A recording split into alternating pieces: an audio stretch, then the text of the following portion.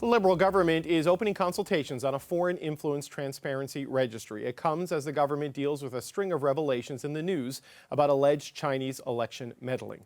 Global News published a new report on Friday. This one identifies Ontario Progressive Conservative MPP Vincent Ke as an alleged member of Beijing's clandestine interference network. He denies that claim, and CBC News has not independently confirmed that report.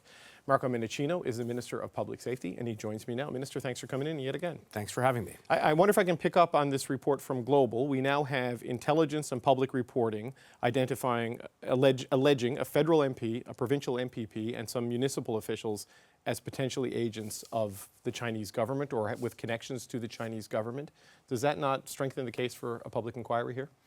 Well, it's one of the options that we are going to leave on the table through the imminent appointment of a special rapporteur, someone who will have the ability to work closely with the National Security Intelligence Committee of Parliamentarians, with the National Security Intelligence Review Agency, and then put forward a recommendation, a suggestion as to what the next best practical steps are, including potentially an inquiry, and we will respect it. I think more importantly than that, we continue to put in place the measures, the resources, the authorities that are needed, but at the same time being transparent with Canadians as to how we are fighting against foreign interference so that they can have confidence in their institutions.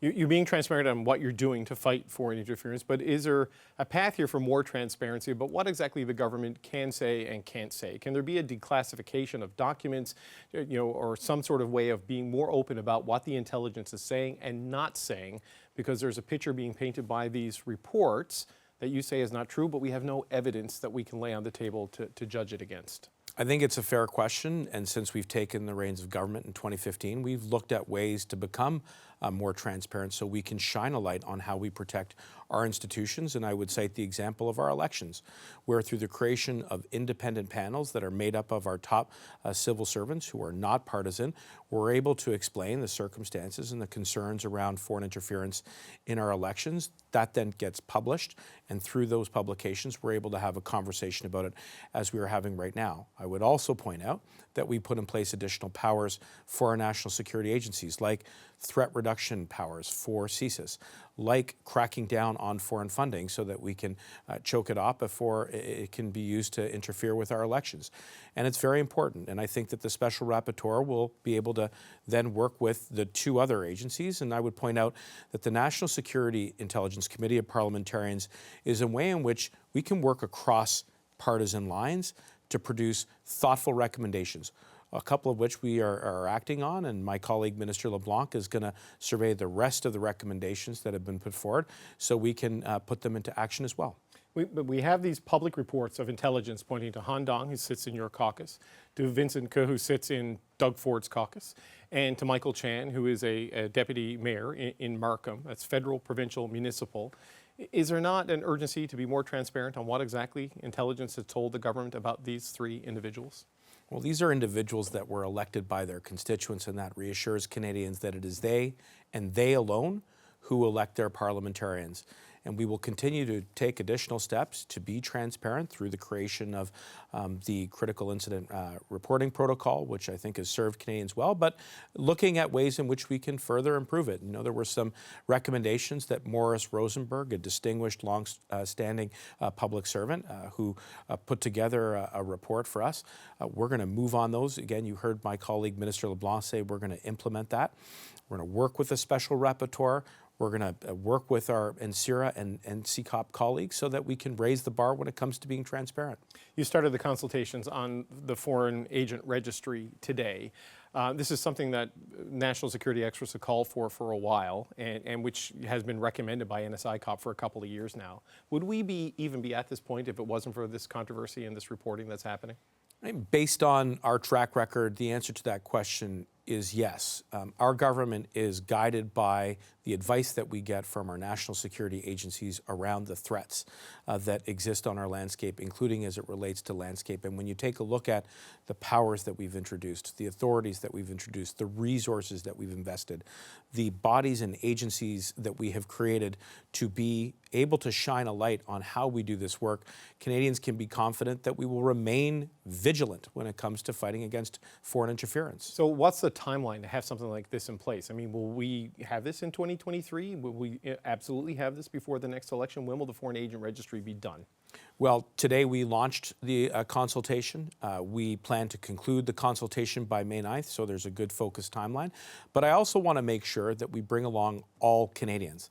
And you heard from my colleague, Minister Ng, this morning, who expressed concerns about members of the Chinese-Canadian diaspora who are worried about being painted with the same brush, which is wrong, because they and every other Canadian, regardless of background, has a right to fully participate in all of our institutions, including in our politics, in our elections. And so as we create these new authorities, it's important that they can be sure, and all Canadians can be sure, that it is embedded in the values of the Charter, that we are transparent about that, and that they will be used effectively to deter foreign interference. And I understand that, but it's not a Chinese-Canadian registry, it's a foreign agent registry, right? Because we've talked about Iran, we've talked about Russia, we've talked about India as also being countries that potentially meddle in elections in some form or another.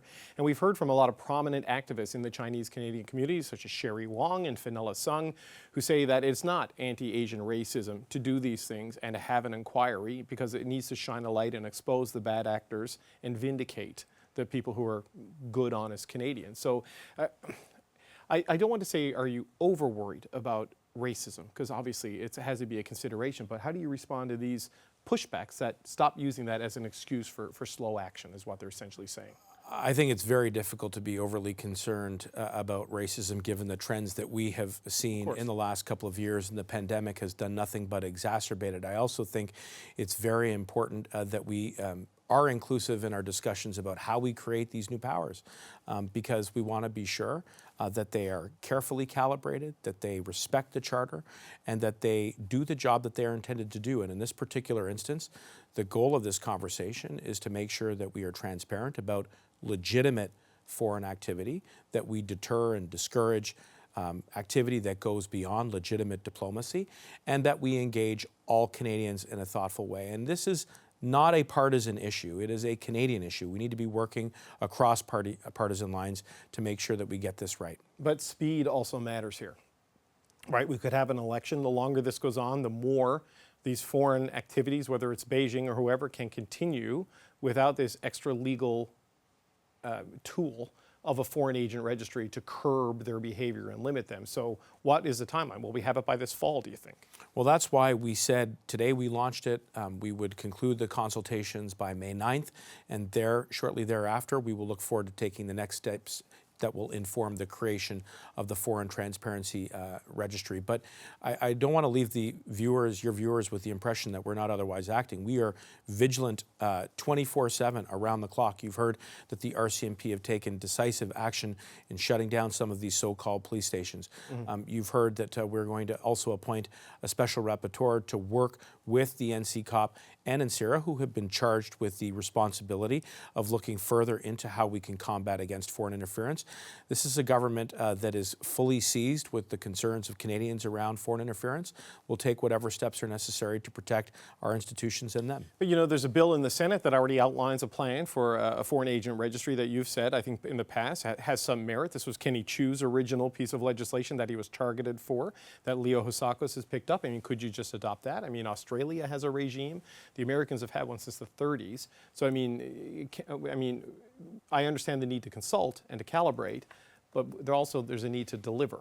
Well, and that's precisely what we are going to do through the launch of this consultation. I will add that I have consulted with my parliamentary colleagues in the Senate around the existing private members bill. I think that there is common ground in the objective, but it is not the only legal instrument that will allow us to achieve that goal. And I think more importantly, we need to make sure that we get out into the community, that we listen to various stakeholders and partners and experts as to how we can get the balance right between creating this new instrument, but doing so in a way that is inclusive and that is respectful of the principles around national security laws, which of course and the Charter, which of course are very much a touchstone of the way in which this government does this work. Right, but I guess what I'm trying to nail down is, will this be something that is absolutely done in 2023? Will this be done before, say, the fall session of Parliament? Is this this year this comes into force? I think you can be confident that we take this work very seriously and that there is a sense of urgency to have this conversation, to conclude it by May 9th, and then to look forward to the next practical steps with alacrity so that we can create this instrument. That is the goal of this government, and it is consistent with our track record of always being vigilant and proactive when it comes to tackling the challenges around foreign interference.